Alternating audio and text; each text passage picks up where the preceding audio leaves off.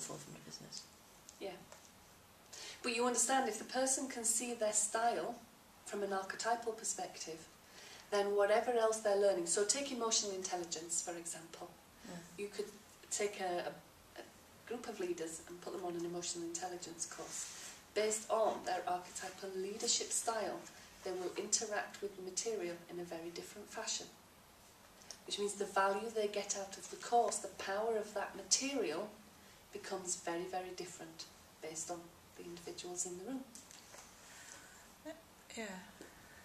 That's interesting, isn't it? Yeah. Yeah.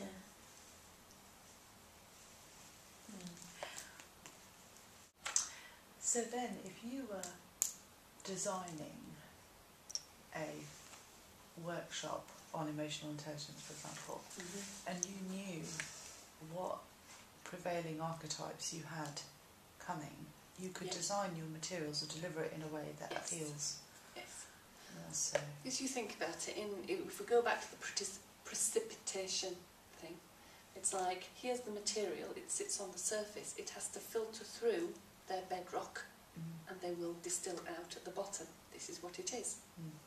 So you can put it in such a way that you know it will filter through their archetype, and they will get what they're meant to get. Which is what you're doing on a one-to-one as well. Yes. Effectively, yeah. Yes. Because it's, So you put it in language that speaks to the required archetypes, then they get what they get. Yeah. So the material is the material. Yeah. It's delivery. Yes. Yeah.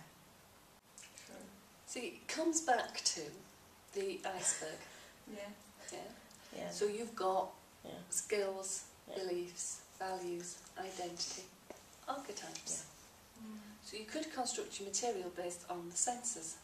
Or you could turn around and say, I'll just construct it based on archetypes. Because if it doesn't make it through that level, it doesn't matter what I've done otherwise. They can intellectually have a conversation about it, but when the rubber hits the road, they're going to, or subsequently, their archetype is going to come into play. It's bound to. It's totally unconscious, but it's got to come into play.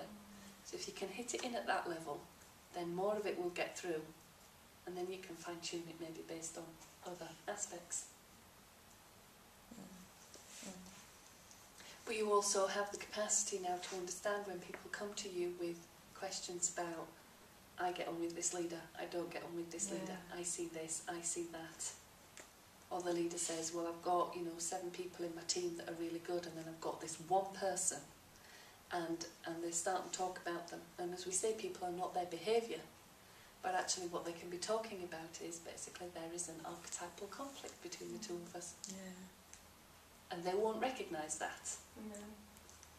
But you'll be able to see why the relationship works or doesn't.